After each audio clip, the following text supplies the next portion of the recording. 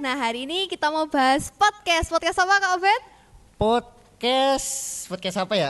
Podcast tentang sesuatu hal yang menarik dan viral sih, mungkin buat kalangan anak muda juga sih.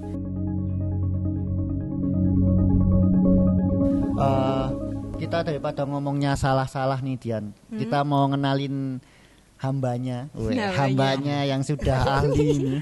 Ini Kak Tio. Halo Kak Tio. Hai, gimana Hai, Kak kabarnya Tio. kalian berdua nih? Luar biasa. Luar Iya. biasa Kak. Kak Tio udah cek kodam belum hari ini? Wah, Kak Tio udah lihat Kok tiba-tiba? TikToknya? Kok tiba-tiba Kita ini? mau kodam ini. Jadi Tiba-tiba tuh apa ini? Saya itu ceritanya tuh tadi malam tuh aku nge-scroll TikTok itu loh. Terus habis itu pada nge-live cek kodam gitu kan. Terus Kamu sampai subuh ngecek kodamnya ya? terus itu kan asik gitu loh, kayak apa namanya, tanya-tanya terus apa masuk no nama gitu kan. Terus habis itu kayak tanya kodammu apa, nah wis cek belum? Ya, aku kalau itu enggak sih. Tapi sebelum kita ngomongin itu ya, untuk sebelumnya nih Kak Tio, kalau misalnya ada penonton atau pendengar yang sama bahasan kita nantinya mungkin dia kesindir atau enggak suka, ini obrolan kita tuh enggak bermaksud untuk menyinggung dan ini semuanya berdasarkan tentang Alkitab juga sih. Kita akan nanya ke Kak Tio. Dan dilanjut tadi Kak cek kodam. Tunggu, ini kodam apa? Kodam komando daerah militer atau apa? Ini kodam kan? kodam yang di TikTok Kak. Kodam yang dimaksud tuh kayak ini. Kodam. Karena baru banyak nih di TikTok Kak, ya. baru live cek kodam, tap yang banyak nanti ada kodamnya. Iya. Saya pernah tahu sih juga kayak itu. Itu kan kodam tentang kayak pendamping gitu Kak. Kayak misalnya yang udah lama tuh kayak astronomi yang bintang, model bintang kayak gitu. Zodiak. Zodiak. Keren tuh ya. MBTI mungkin juga ada MBTI ini cocok sama ini. Kak Tio Kak, gitu percaya nggak sih? Atau malah punya pengalaman tentang hal itu? Kodam ya? Iya. Oh, oke. Masa yang lain Kak, ini baru ngomongin kodam Kak. Oke. Nah, kalau kodam itu sebenarnya kalau kita lihat bahasa aslinya sebenarnya dari Arab sih sebenarnya. Kodam itu yang memberikan arti pembantu, pengawal atau penjaga. Jadi kodam itu yang orang percaya, kalau kita lihat dari yang viral itu, ya kalau dia cek kodam dong, kodam terus minta nomor handphone itu dia pengen tahu sih apa sih yang mendampingi dia, yang menyertai dia. Yang menjaga dia itu kodam, yang menjaga dia. Tapi kan kalau kita lihat itu akhirnya seperti bisnis ya. Iya sih, lebih kayak bisnis. Menurutku nggak masuk akal juga sih. Follower kan mungkin banyak tuh. Nah, begitu dia, ayo cek kodam. Banyak. Dia yang dapat untung. Apakah seperti itu?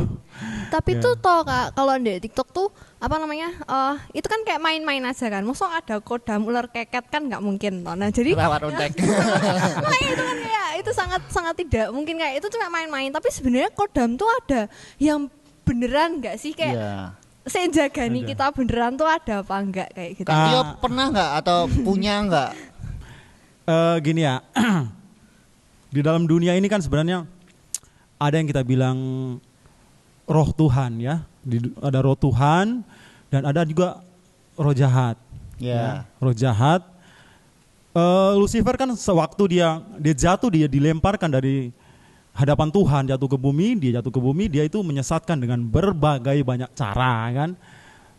Kemungkinan besar juga menyangkut kodam ini. Jadi firman Tuhan juga bilang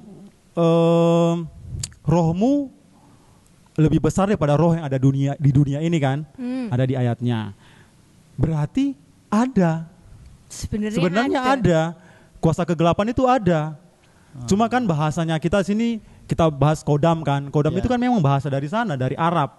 Dan itu yang dipakai di dunia maya sekarang ini.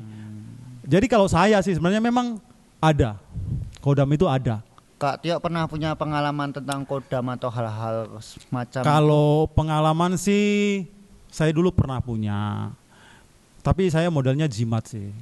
Dan kalau kalau membicara keturunan sih sebenarnya dari mama saya kan Jawa asli. Ya. Itu dia punya kayak kuasa gitu. Jadi titisan dari leluhurnya itu. Kejawen itu kan punya ada istiadat yang dan itu disangkut pautkan dengan roh-roh yang seperti itu, dan itu sangat percaya sekali dengan hari-hari baik, weton yang mendampingi kita, dan juga sebenarnya katanya dari bayi kita sudah ada yang dampingi ya, kedua kodamnya itu katanya jin apa gitu, gaib-gaib. Jadi itu supranatural sih sebenarnya. Emang beneran ada ya kayak yang pendamping kita dari bisa lahir? Bisa lihat enggak? Karena itu kan apa ya? Kalau dibilang bisa lihat atau tidak bisa lihat, sebenarnya ada orang yang bisa lihat karena mereka diberikan itu, dari mereka belajar itu kan, dari kuasa kegelapan, mereka bisa tahu.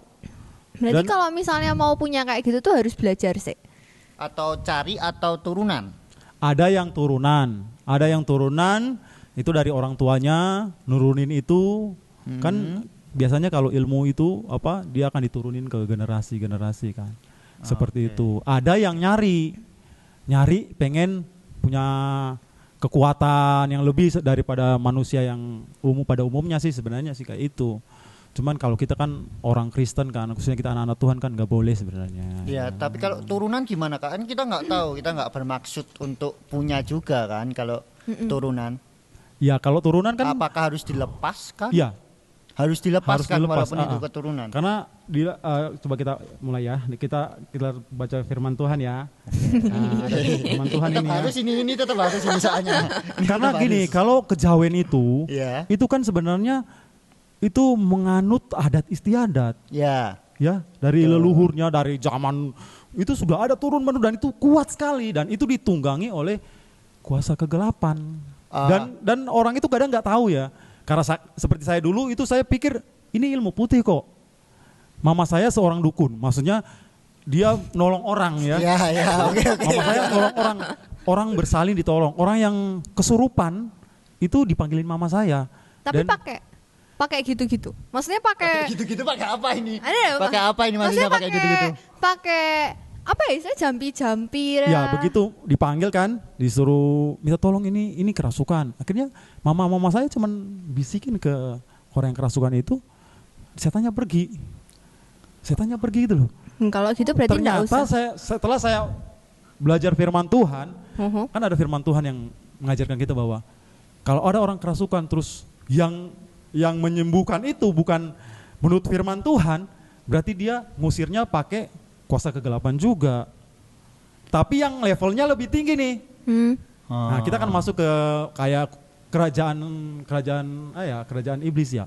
Okay. Seperti itu. Mereka kan kalau kerajaan iblis ada rajanya, ada anak-anak buahnya kan. Mungkin yang masuk itu ya adalah anak buahnya. Terus kalau orang harus mengeluarkan dia kan harus lebih tinggi tuh. Tingkatannya. Jadi dia keluar yang kecil, tapi nanti dia akan lebih parah lagi, dia akan kembali lagi. Orang yang sering kerasukan itu akan jadi medianya orang kuasa kegelapan itu, orang yang seperti itu. Kalau tadi ayatnya di mana Kak?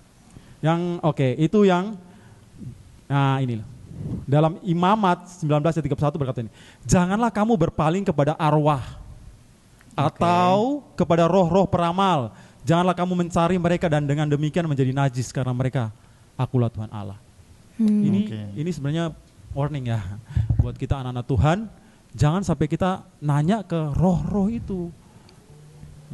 Roh-roh itu kita kan akhirnya mereka terpengaruh dengan itu dan seperti diperbudak dengan tradisi-tradisi yang seperti itu kan. Ini akhirnya itu dia berpikir, saya ada yang dampingi seperti ya kakang kawah adi hari-hari itu. Oh ya betul. Itu kan memang ada di adat Jawa yang kakang kawah adi hari-hari yang intinya tuh kita lahir tuh didampingin dengan 4 makhluk untuk melindungi. Iya. Saya bener.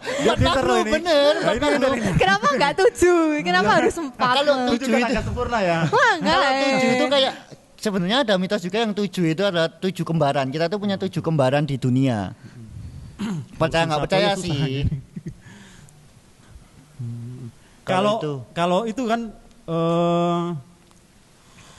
sebenarnya tuh pertanyaannya jadi kayak gini Om. Tadi kan waktu Om Tio bilang kalau misalnya ada orang yang kerasukan terus habis itu karena menganggap itu ilmu putih terus membantu orang lain dengan hal itu, terus berarti kayak zaman sekarang orang akan semakin banyak yang bilang kayak oh berarti nggak usah mengusir dalam nama Tuhan Yesus dong. Betul.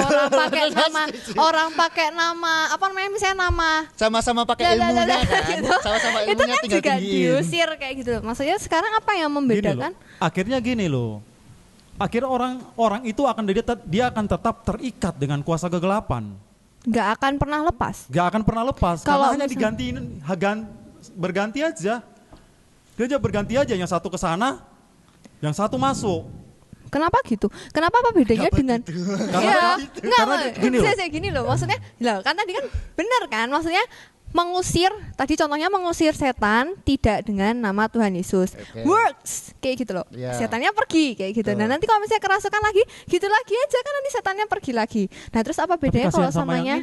Apa bedanya dengan apa bedanya dia akan dengan lama-lama Tuhan Yesus? tersiksa dan dia akan binasa Kalau di dalam kuasa kegelapan. Kalau misal kita mengusirnya menggunakan dalam nama Yesus nih, kita menggunakan kuasa Yesus. Itu apakah akan balik lagi, ada atau roh tidak? yang masuk lagi atau enggak?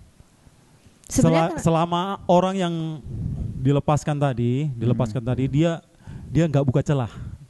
Buka celah itu apa? Dia buka kesempatan buat iblis masuk. Contohnya? Karena manusia ini kadang kan jatuh bangun dalam dosa, dalam kesalahan. Tapi kalau orang sudah salah, artinya bertobat nih, bertobat dan diselamatkan. Berarti dia sudah benar-benar hidup dalam Tuhan sih. Orang bertobat sebenarnya harus hidup dalam Tuhan, dan Roh Tuhan itu menguasai dia, menuntun kehidupannya setiap hari. Roh Kudus itu menuntun setiap hari. Jadi nggak ada lagi kesempatan untuk si iblis ini masuk dalam kehidupannya. Berarti orang tuh sebenarnya bisa kemasukan kalau misalnya dia tuh kosong, nggak ada apa-apanya, nggak ada isinya gitu, baru bener. Dia kemasukan. Bener, makanya kamu jangan kosong. Kalau misal, berarti kita bisa menyebut Roh Kudus itu sebagai kodam kita atau pelindung kita. Kan sama-sama Tuhan memberikan penolong yang lain, yaitu berupa Roh Kudus kan. Berarti kita bisa menyebut Roh Kudus itu kodamnya orang Kristen.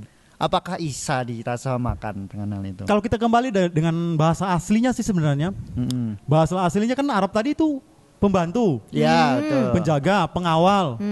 Sebenarnya sama. Orang Kristen itu punya kodam. Kodamnya Roh Cuma kan bahasa aja sih. Cuma kan kita kadang kodam langsung menyangkut kepada yang mistik, yang nggak kelihatan, yang kuasa kegelapan tadi, perkelinikan itu. Oke. Tapi sebenarnya kalau kita kembali ke artinya, Roh Kudus itu seperti kodam loh sebenarnya. Cuman Roh Kudus kan dia membawa kita kepada jalan yang benar. Pengenalan kita akan Tuhan, hidup dalam Tuhan, dan akhirnya kita selamat masuk dalam kerajaan surga. Sementara kodam yang modelnya perkelinikan ini, dia membawa akhirnya kepada kebinasaan. Tapi kalau kodam kan iklannya bagus di awalnya. Promosi apaan? Nah, promosinya banyak nih. Kodam, cek kodam. Akhirnya dia cek kodam, kamu apa ini? Kamu buaya putih. Waduh, kamu apa? Nyi Roro Kidul. Akhirnya ternyata saya ini punya pendamping ya. Lebih cool. Tapi ada kodam hul. Dia lebih kuat ini. Jadi dia lebih percaya diri, nggak ngandalin Tuhan lagi. Tapi kalau Roh Kudus yang menjadi pendamping kita akan makin hari makin ngandalin Tuhan. Bukan hidup kita lagi, dan bukan mengandalkan yang namanya kodam tadi, dan bukan mengandalkan yang tadi sedulur papat pancer tadi. Sedulur papat itu kan ya memang dari kita kembali kayak tadi yang Obe tanya tadi kan, sedulur papat. Apa sih sedulur papat itu? Dari bayi kita sudah punya Kakang Kawadi ada. Itu memang Jawanya ada, memang seperti itu ada, dan itu kalau kita pelajari firman Tuhan, itu ditunggangi oleh kuasa kegelapan. Saya bilang tadi itu, ya. Ngomongin soal promosi sebenarnya tuh emang kayak menarik banget gitu loh Om. Contohnya misalnya kayak ada orang yang punya kodam tadi, disakiti dia tuh kayak kebal-kebal aja gitu loh. Nah, sedangkan kalau misalnya kita percaya sama Roh Kudus, kita disakiti juga kita tetap sakit kok. Kita mau dijahatin sama orang juga kita bakal kenapa-kenapa. Beda sama yang istilahnya yang punya kodam, yang kalau misalnya kita mau dijahatin orang, kita nggak kena apa-apa. Kalau misalnya kita dibeset pakai dibeset something gitu, kita nggak akan kenapa-kenapa gitu. Maksudnya itu terlihat oleh mata gitu loh, dan orang-orang tuh selalu memilih hal-hal itu daripada memilih Roh Kudus kayak gitu. Nah, pertanyaannya tuh jadi kayak istilahnya kayak Kenapa semua orang memilih hal itu padahal mereka tahu kalau misalnya hal itu tuh jahat dan nanti ujung-ujungnya tidak akan selamat kayak gitu loh. Ya, pada dasarnya manusia ini kan orangnya gak puas. Iya, gak puas dan gak suka proses. Iya bener, siapa yang suka sakit sih? Iya, siapa yang penting kan hasil. Iya, mereka pengen instan, pengen yang cepat kelihatan. Kalau dalam Tuhan kan ada proses, harus doa dulu, tunggu waktunya Tuhan. Iya kalau Tuhan bilang iya, kalau enggak tunggu waktunya Tuhan, ya kuriosnya Tuhan. Tapi manusia enggak, ada yang enggak sabar dengan waktunya Tuhan, makanya mereka cari yang instan nih, seperti itu. Akhirnya mereka berhubungan dengan kuasa-kuasa seperti itu, kuasa kegelapan yang pengen cepat kaya. Siapa sih yang enggak pengen kaya? Gitu. Siapa yang pengen miskin terus di dunia ini kan? Tapi itu yang membuat mereka salah. Mereka ngambil langkah yang salah dan mengambil suatu tindakan yang di luar kebenaran firman Tuhan. Apa yang Tuhan mau? Tuhan mau memproses kita supaya kita lebih dewasa. Dewasa supaya saat kita diberkati Tuhan kita tahu asalnya dari mana, dari Tuhan, dan kita mengucap syukur kepada Tuhan atas berkat-berkat itu. Tapi kalau kita belajar ilmu-ilmu itu, contohnya pesugihan ya. Dia dapat pesugihan itu, dia mengucap syukur sama siapa? Ya sama yang dia sembah itu. Dan itu enggak gratis loh. Banyak yang saya tahu kuasa pesugihan atau apalah itu ya, kodam atau apa itu ada tuntutan harus dia kerjain. Balasannya. Gak ada yang gratis. Bukannya ikut Tuhan juga nggak gratis? Nggak gratis, cuman kan iya sih, benar sih, benar. Nggak gratis loh. Cuman nggak gratis kita gini loh, keselamatan kita juga nggak gratis loh. Karena Tuhan Yesus yang bayar toh di kayu salib. Tapi nggak gratis kita itu menuju ke arah yang lebih baik. Kita berusaha supaya kita hidup lebih baik lagi di hari kedatang. Beda sama kuasa kegelapan. Contohnya dia ilmu putih ya, contohnya ya, kelihatannya bagus ya, kelihatannya dia nolong orang seperti pahlawan. Ini pengalaman saya juga sih sebenarnya. Nah, cerita flashback ke belakang kan. Ya, okay. Saya belajar itu, saya belajar bela diri, saya belajar ilmu-ilmu seperti itu. Bela dirinya apa? Saya dulu pernah ikut karate juga, pernah ikut silat juga. Itu fisik sih.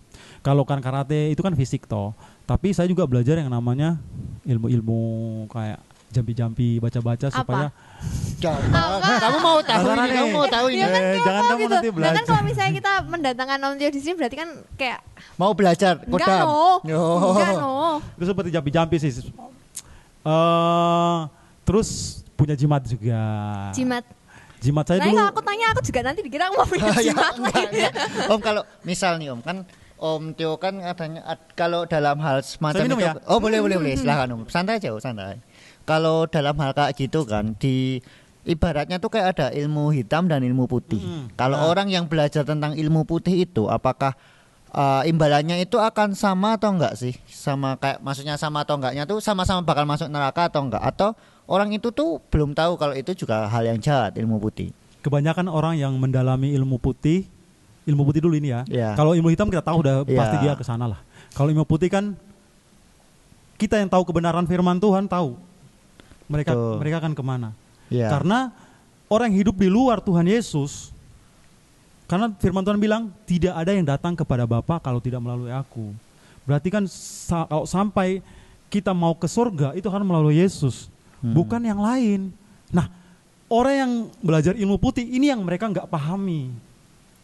Entah mereka nggak tahu atau mereka kebanyakan dari luar keyakinan sih sebenarnya orang. Tapi kan kayak ibaratnya itu kayak berkah berkah. Kalau misalnya kita punya keturunan nih, kalau misalnya kita punya kodam turunan, itu kan bakalan kayak wah ini berkahku nih buat nolong orang lain. Entah dia bisa kebal kah, entah dia bisa kayak pengasihan nih, kayak dia bisa terhindar dari hal-hal yang buruk kah. Itu kan kayak ibarat berkah. Iya. Benar, mereka merasa bahwa ini anugerah dari Tuhan buat mereka. Nah, seolah-olah mereka itu membantu Tuhan untuk menolong orang lain. Membantu Tuhan. Padahal mereka sudah pakai kuasa kegelapan. Lah kalau misalnya mereka nggak sadar. gini kan mereka itu yang mereka nggak tahu sebenarnya salah paham dan salah kaprah mereka. Mereka pikir ini anugerah dari Tuhan, akhirnya mereka bisa bantu orang yang kerasukan, mereka usir roh jahat keluar, orang yang dukun-dukun itu kan, orang yang pengen kaya di ini atau yang menolong orang meramal, itu kan seperti menolong. Akhirnya mereka seperti pahlawan lah. Kita datang ke sini kita akan tahu loh masa depan kita seperti apa. Jangan, kalau kita sudah tahu masa depan kita harus hindari loh yang ini pantangan-pantangan akan keluar seperti itu, pantangan-pantangan. Tapi saya bilang sekali lagi, segala sesuatu yang ada di dunia ini, di bawah bumi atau di atas bumi, yang di luar kebenaran firman Tuhan itu sesat. Kalau ini Om tentang orang yang memiliki hal kodam nih kan, kalau dia bertobat dia akan melakukan pelepasan. Kalau orang yang sudah melakukan pelepasan, apakah kan nggak mungkin nih iblis dengan mudahnya melepaskan budaknya atau kayak pengikutnya gitu dengan sangat mudah itu. Itu kan bahkan ada perlawanan dari iblis. Ketika dia sudah bisa lepas dari kodamnya itu, bahkan ada kemungkinan kodam ini akan mengganggu dirinya nggak sih? Berbalik gitu maksudnya. Tetap iblis. Contohnya kan Om Jo kan katanya udah melakukan pelepasan nih Om. Apakah setelah pelepasan itu apakah ada hal yang balik lagi gitu nggak? Gini, seorang yang kerasukan roh jahat, kuasa kegelapan, firman Tuhan bilang roh jahat itu akan pergi meninggalkan dia. Dia mengembara ke padang gurun atau di mana, dan dia tidak mendapatkan tempat untuk dia menetap, dan dia akan kembali. Kemudian dia kembali, dia lihat ini rumah ini, tubuh kita ya. Dia lihat rumah ini kosong, bersih. Dia akan balik lagi, dia ajak 7 roh jahat yang lebih jahat dan masuk ke orang itu untuk membuatnya lebih jahat lagi. Jadi kalau orang dilepaskan, hati-hati, dia harus hidup dalam Tuhan. Hidup dalam Tuhan. Sebenarnya ini pesan-pesan yang terakhir yang saya sampaikan sebenarnya. Itu jangan sampai seperti Dian bilang tadi, jangan ada kekosongan dalam kehidupan kita. Karena itu dia orang yang sudah menjadi medianya kuasa kegelapan, dia akan diincar terus. Karena dia orangnya kadang suka menghayal, jangan ngayal loh. Ngayalnya nikah sama papa Korea. Ngayal apaan itu? Kan aku nggak ngayal yang aneh-aneh kayak gitu loh. Itu kan tapi juga sudah membawa imajinasi kita yang hal-hal yang tidak sesuai sebenarnya. Itu udah nggak masuk di akal sih Om, udah nggak masuk di akal sih. Nah, itu kembali lagi ya, jangan biarkan kita, apalagi anak muda loh. Anak muda itu kebanyakan dia ngayal loh. Iya sih, kayak ini contohnya. Tolong lah. Atau gini, orang lagi punya masalah, itu target iblis loh. Targetnya kuasa kegelapan. Ya, orang yang punya masalah dengan orang tuanya, nggak diterima di rumahnya, orang tuanya mungkin dia ada KDRT atau dia punya masalah dengan pacarnya, hubungan di luar nikah, dia hamil di luar nikah, terus pacarnya tidak bertanggung jawab, kan dari depresi tuh. Tuh. Dia patah semangat, sudah nggak ada pengharapan. Datang masuklah ini godaan. Udahlah gini aja, kau aborsi lah. Udah percaya ini. Tinggal ini cari yang lebih ini, gitu kan. Makanya jangan sampai kita kosong. Maksudnya isilah hidup kita setelah kita bertobat ya. Setelah kita bertobat, kita tahu kita sudah salah zaman yang dulu. Jangan diulangi lagi. Kita tahu kelemahan kita nih. Kita nggak bisa diam-diam sendiri di kamar nih. Jangan dilakuin dong. Cari kesibukan. Ya, cari komunitas. Nah, komunitas yang positif dulu. Dan komunitas yang lain. Komunitas kembali lagi. Kan mereka kan, halo kamu di mana? Manggil gitu. Jadi gitu sih sebenarnya. Cukup seru ya ini ya obrolannya. Tapi kayaknya waktunya nih udah agak mepet intinya nih Om. Kalau untuk yang terakhir, Om ada pesan nggak buat pendengar atau penonton gitu? Sebenarnya kalau bahas ini masih banyak, tadi belum kita bahas masalah Kakang Kawah di hari-hari tadi itu ada jin. Sebenarnya itu kalau kita harus tahu firman Tuhan bahwa tidak ada yang namanya roh orang mati, roh arwah itu. Terus kemana? Kalau firman Tuhan orang yang sudah mati langsung dia ke surga. Karena Yesus sendiri bilang di tempat waktu dia disalib itu loh, orang di sampingnya itu loh, Dia bilang hari ini juga engkau akan bersama dengan aku di Firdaus. Jadi orang yang mati gak jadi setan. Berarti itu adalah iblis kah atau iblis yang nyamar? Dia kan bapak segala dusta. Apa? Bapak segala dusta. Bapak segala dusta iblis kalau bapak orang beriman. Dan ini Imamat 17:7. Janganlah mereka mempersembahkan lagi korban mereka kepada jin-jin. Firman Tuhan juga di Alkitab juga ada jin-jin nih. Sebab menyembah jin-jin itu adalah zina. Itulah yang harus menjadi ketetapan untuk selama-lamanya loh. Ini perjanjian lama tapi dikatakan selama-lamanya. Jangan mempersembahkan korban kepada jin-jin. Jangan percaya tuh. Maksudnya kita percaya memang ada jin-jin ya di kuasa kegelapan. Ada roh seperti itu. Tapi kita jangan percaya bahwa mereka akan membawa kita kepada keselamatan. Karena orang yang percaya dia dari lahir sudah ditemani oleh kakang kawah di hari-hari tadi, itu akan tergantung pada itu. Dia akan percaya pada itu dan dia akan mendoakan Tuhan. Dia pikir kalau Tuhan percaya Tuhan Yesus kuat, nanti ditambah dengan jin-jin lebih kuat lagi dong Tuhan. Berdua kolaps. Kolaps nih. Tapi kan dibantu dua Tuhan aja nggak berhasil. udah. Nah, akhirnya orang terseret seperti itu. Makanya kita lihat kalau orang-orang Jawa ya, kalau dia melahirkan itu hari-harinya itu kan dikubur tuh. Iya, dikubur, dikasih lampu, dikasih itulah. Itu harusnya nggak boleh. Sebenarnya firman Tuhan boleh. Kalau memang ya, logika aja sih sebenarnya. Kalau memang setiap orang yang lahir itu ada temennya, dan kalau disia-siakan, kadang kalau kepercayaan orang Jawa itu kalau hari-harinya ditelantarkan, dibiarin, gak diperawat, itu anaknya akan sakit-sakitan. Iya sih? Iya betul. Pernah dengar nggak sih? Iya. Akan cacat atau apa, ada kena masalah. Terus orang yang di luar negeri sana kan dibuang, gak percaya, gak tahu, kita gak tahu mereka buat apa tuh hari-hari kan. Hanya kita aja sini yang dipuja-puja, dimasukin tanah, ditaruh ini, kalau kendi dikasih lampu, dikasih bunga, dikasih bubur, kadang ngajak ngomong. Ngajak ngomong buat apa itu nanti? ada loh seperti itu. Cuman, itu saya pertanyaan, logika aja udah gak masuk. Apalagi firman Tuhan ya, itu tadi bilang jangan percaya dengan ramalan-ramalan orang-orang tua, itu sudah menyesatkan. Gak ada orang yang mati itu, jadi setan banyak banget dong. Setiap orang mati jadi setan, ya kan? Penuh dunia ini dengan setan. Ya kan, suster ngesot segala macam. Sebenarnya kalau ada orang yang bilang enggak, saya dijumpai mama saya yang sudah meninggal beberapa waktu lalu. Nah itu kalau yang enggak gitu, nah saya mimpi bahwa ini rumahku kok enggak dirawat, kuburannya maksudnya. Akhirnya oh benar, ini kuburannya ada retak-retak dirawat. Gitu. Ada orang, akhirnya dia datang ke kuburannya. Itu dia percaya bahwa itu mamanya. Padahal bukan, Gak ada firman Tuhan bilang orang yang mati akan jadi orang tuanya kembali. Makanya orang yang sekarang ini anak-anak muda kan mau ujian, datang ke kuburan, nanya ke neneknya. Neneknya, cari ilmu, ada tanya soal ujian. Tanya soal ujian. Ada loh kita. Lah kamu kan komunitasnya di gereja. Coba kamu sekali-sekali lah. Sekali-sekali aku ke kuburan. Dia nanya, "Nek, gimana ini soal ujian matematika ini?" Ya neneknya lahir tahun berapa? Meninggalnya tahun berapa? Matematikanya seperti apa kan? Kalau belum ada tuh matematika yang zaman modern segini, neneknya gimana tahu tuh? Neneknya bilang, "Kamu nanya matematika sama aku aja mati-matian dulu." Jadi aneh kan?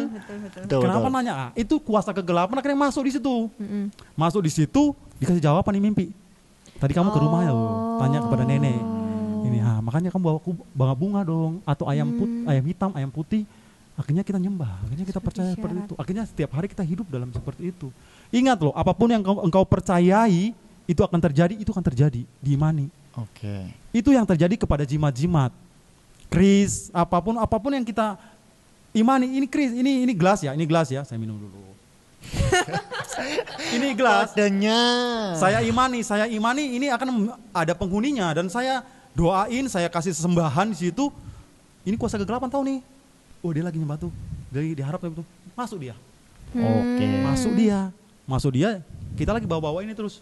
Karena kita sembah dia. Ada kuasa kegelapan di dalamnya, hati-hati. Itu yang saya lakukan dulu. Oke. Saya punya kris pengasihan. Banyak sih cerita seperti itu sebenarnya. Cerita satu Om. Besok lagi lah, nggak usah. Karena kan ini udah waktunya udah mepet juga. Menarik ya. Oh. Kamu mau nunggu ceritanya? Mau nunggu ceritanya? Mau berapa lama nih? Lanjutin ceritanya. Ya satu aja ya. Saya dulu pernah punya kris. Dikasih ya bilang saya guru lah. Kris kecil saja. Guru. Iya. Belajar. Dulu kan saya bilang tadi saya pernah belajar. Sih. Cuma guru saya ini menderita dia. Saya katakan dia menderita kenapa? Dia bisa bilang dia ngajarin orang buat uang dari daun bisa jadi uang. Serius? Kuasa kegelapan. Iya. Mau. Kalau dari kepepet loh. Mau. Boleh. Mau beli rokok atau apa kan dulu kan. Ada uang, daun diambil. Kasih buat uang. Tapi nanti berapa waktu lagi akan jadi daun lagi. Tapi dia sendiri miskin. Kuli bangunan. Lah sama aja no. Ya iya dia bisa gitu. Orang dukun itu seperti itu. Dan satu lagi, anaknya yang terakhir itu kayak autis. Orang bilang karena psikologi, karena gangguan dari, tapi ternyata itu adalah kuasa kegelapan yang mungkin dia dulu pernah punya janji sama kuasa kegelapan. Itu saya itu dikasih kris kecil. Nah kris itu bukan kris buat nusuk karena kecil begini buat apa.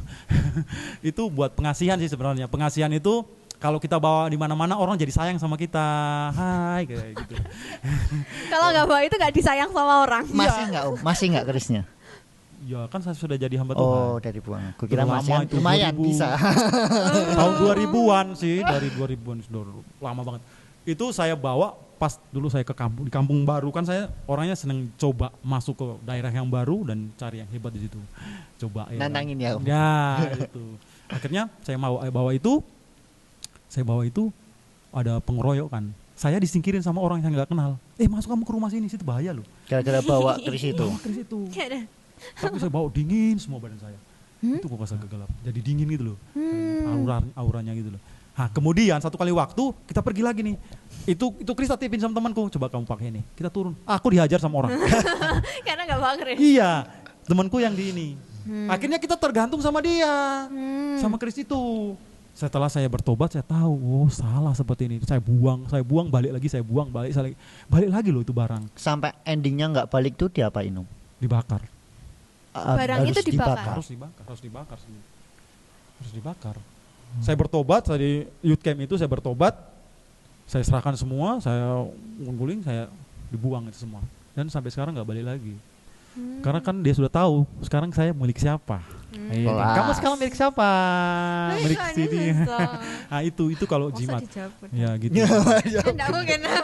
Nah itu kalau jimat kalau. Jadi hati-hatilah, makanya anak muda hati-hati, jangan buka celah. Artinya jangan coba-coba. Mending nggak usah sekali, nggak usah coba. Saya itu pengen coba godam saya, coba cari godam saya dong. Akhirnya penasaran nanti. Godam dia nanti, wah saya tahu godam saya Nyuruh Kidul nanti. Nah, atau gimana. Cuci nanti Om. Semuanya akan ditunggangi dengan kuasa kegelapan. Apapun yang di luar Tuhan, masalah-masalah perkelinikan itu bertentangan dengan Tuhan sebenarnya. Gitu loh. Jadi hati-hati sebenarnya minta. Jadi ini Om, intinya tuh kita nggak boleh percaya dengan hal-hal semacam itu. Kita percaya bahwa mereka ada. Iya percaya tapi kita nggak harus mengimani maksudnya. Jangan kita masuk ke dalam mereka. Iya benar sih. Nggak ke dalam dia. Jangan kita bergabung dengan anggota mereka atau komunitas mereka. Iya sih benar. Kita emang nggak maksud ke situ. Maksudnya adalah kita percaya itu ada, tapi kita nggak akan menggunakan hal itu karena Tuhan sendiri sudah memberikan kita penolong yang lebih luar biasa daripada hal-hal itu gitu loh. Christ is not for me sebenarnya. Wey, kelas nih. Lebih seperti boleh dicatat. Kalau sudah quotes-nya di bawah ini tolong di. Jadi kalau sudah Yesus yang dalam kehidupan kita, Roh Kudus yang membimbing kita mau butuh siapa lagi sih sebenarnya? Kita mau cari pertolongan sama siapa sih? Roh Kudus juga bisa tuh bikin kebal pengasihan tadi itu disayang sama semua orang. Dihindarin mungkin bisa menurutku. Iya kan Om? Ada cerita-cerita Alkitab, seperti Paulus pernah digigit ular. Iya, dia nggak mati itu kan ular berbisa. Iya. Satu waktu bisa Tuhan buat spektakuler buat kita. Seperti Paulus dan Silas di dalam penjara, itu rantai-rantai lepas, mereka keluar. Kodamnya Paulus itu. Itu Tuhan. Itu bisa semua. Itu mujizat daripada Tuhan sih sebenarnya. Jadi ya tinggal kita percaya sama Tuhan atau enggak. Iya, tinggal Tuhan sih yang mau bekerja sama kita. Kalau memang kita butuh itu ya Tuhan kasih. Kalau kamu dalam keadaan terjepit mungkin ya ini cuma cerita aja ya. Kamu mau ditembak gitu ya, mau didor itu peluru sudah ke diam tembak, tiba-tiba ada malaikat, itu kan spektakuler. Terlalu drama ya. Tuhan maksudnya Tuhan itu tidak bisa kita pikirkan dengan akal kita sebenarnya. Apa yang dia perbuat itu sebenarnya hal-hal yang di luar akal kita, mustahil. Tapi semuanya membawa kepada kebaikan kita. Kepada kebenaran, pengenalan kita akan Tuhan, dan akhirnya kita bertumbuh dalam Tuhan, kita kuat dalam Tuhan. Setan-setan gak berani datang sama kita. Setan-setan itu tahu sih sebenarnya kalau kita ini lagi kosong. Kita tahu, dia nggak doa nih tadi. Dia masuk sama kita. Jadi makanya kita harus berdoa, Dian. Kamu harus bangun pagi mau tidur. Aku rajin juga. Aku berdoa ya ampun, berdoa di rumah itu juga boleh ya. Iya. Next podcast kita belajar tentang hal-hal lain. Ini adalah podcast pertama kita tentang Kodam. Om Tio, terima kasih. Perlu nggak sih Om kita Tio ke gereja? Nah, kita akan bahas di podcast. Jadi ini ada ayat ya, pesan-pesan ya. Oke, boleh. 1 Korintus 6 ayat 19-20. Atau tidak tahukah kamu bahwa tubuhmu adalah bait Roh Kudus yang diam di dalam kamu, Roh Kudus yang kamu peroleh dari Allah, dan bahwa kamu bukan milik kamu sendiri, sebab kamu telah dibeli dan harganya telah lunas dibayar. Karena itu muliakanlah Allah dengan tubuhmu. Nah, ada lagi Roma 14:8. Sebab jika kita hidup untuk Tuhan, dan jika kita mati untuk Tuhan. Jadi baik hidup atau mati kita adalah milik Tuhan, bukan milik orang lain. Milik kodam ular keket itu tadi. Kita harus hidup menurut kehendak Tuhan. Yang pertama ya, firman Tuhan, belajar firman Tuhan supaya kita tahu nih, kita punya benteng nih. Iblis mau datang, ayo ikut aku, ayo. Ada firman Tuhan yang berkata, gitu, aku miliknya Tuhan ya. Aku miliknya Tuhan. Roh yang ada padaku lebih besar daripada roh yang ada di dunia ini. Itu loh. Kamu kalau godain setan, kamu ikut ini, aku tertarik, bilang aja, roh yang ada padaku lebih besar daripada roh yang ada di dunia ini. Gitu. Amin. Kedua, jangan buka celah. Sekali lagi saya ulang kepada anak muda semua, jangan buka celah buat kuasa kegelapan. Gak usah lah, ngapain kita mau cek godam segala macam nih. Itu gak ada mengisi kegabutan. Setelah kita tahu mau apaan gitu loh. Setelah kita tahu kita ditemani singa putih apa singa apa, gak ada masalah, itu gak ada hubungannya dengan keselamatan. Yang penting kita sudah disertai dan dipegang, dijagai. Kodam kita lah Roh Kudus. Amin. Ya, kodam kita lah Roh Kudus yang akan menjaga kita, itu ya. Yang ketiga, hidup yang mengandalkan Tuhan. Ya, jadi ada 3 poin yang sebenarnya yang aku dicatat ya. Harus dicatat. Ya. Om Tio, sekali lagi terima kasih Om udah datang ke podcast ini Om. Ya, mungkin ada yang kesalahan, mungkin ada orang-orang yang tersinggung dengan ini, atau ada yang pengen komen-komen, atau yang bisa komen atau mau tanya, jangan cek kodam ya, tanya tentang hal lain juga bisa tinggalin komen. Terima kasih, sampai jumpa di podcast On Track Podcast. Itu adalah nama kita. Mau berdoa dulu gak sih? Nggak usah sih Om, panjang nanti Om, kita doa lama, nggak usah. Setengah jam lagi nanti. Bisa aja nggak apa-apa. Sampai ketemu di podcast selanjutnya, di episode selanjutnya tentang bahasan-bahasan yang lain yang lebih menarik. Semoga aja lebih menarik sih. Dan kalian yang punya pertanyaan boleh ninggalin di kolom komen atau mau DM ke IG-nya Gios juga bisa. Nanti akan kita coba tanyakan. See you. See you. God bless you. God bless you.